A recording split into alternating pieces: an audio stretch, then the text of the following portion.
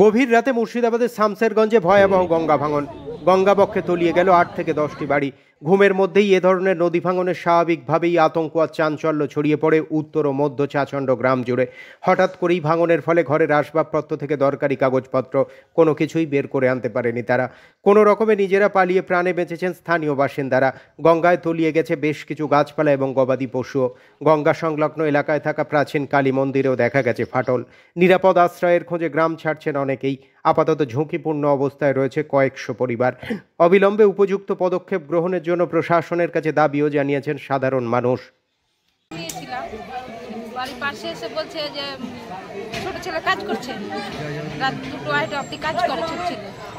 ওই বাড়ির পাশে ডাকছে যে দিদি তোমাদের লিচুর গাছ পড়ে আলো। ও দেখতে গিয়ে লিচুর গাছ দেখতে গিয়েই পড়ে ঘরে ঢুকছি আর ফেটেই বসে আলো, আর কিছু টানতে পারলাম না। কোনো জিনিস টানতে পারিনি, খাবার যে জিনিসগুলো যে টানবো তবুও টানতে সময় পাইনি। রান্না সব গ্যাস।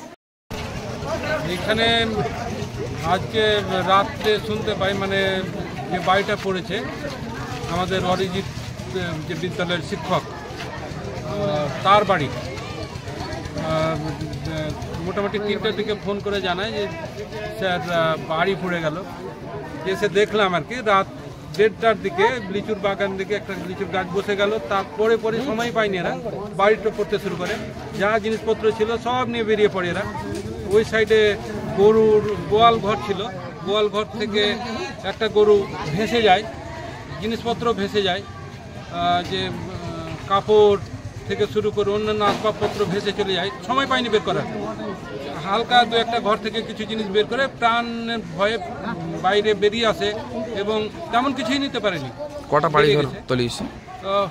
মোটামুটি ঘর 4-5টা ঘর তো এই বাড়িটারই তলিয়েছে। পাশে আরও দেখছি 2-3টা বাড়ি মানে নিশ্চিহ্ন হয়ে গেছে, গঙ্গার গর্ভে চলে গেছে আর কি। এখানে মানে ভাঙনটা বন্ধই ছিল, কেউ ভাবতে পারেনি যে। আমাদের ব্লক আধিকারিক বিডিও সাহেবকে আমি জানিয়েছি এবং আমার এমএলএ সাহেবকে আমি জানিয়েছি। থানাতেও স্বজন আছে, কিন্তু যে 5-7টা ফ্যামিলি রয়েছে তাদের এখানে কাছে ভেতরে মানে আমাদের শামসেরগঞ্জে ওদের কোনো রিলেটিভই নেই। যেটা আমি জানতে পারলাম ওদের কাছ থেকে, সে একদম মালদাতে ওদের রিলেটিভ আছে। রাখছেন কোথায় এখন তাদেরকে? এখন তারা মালপত্রগুলো গোছাগাছি করছে। আমরা তাদের যে মালপত্র গোছাগুছি হলেই আমরা তাদের সাথে কথা বলে একটা কোনো জায়গায় তারাকে রাখবো। ঠিক। আপনার পরিচয়?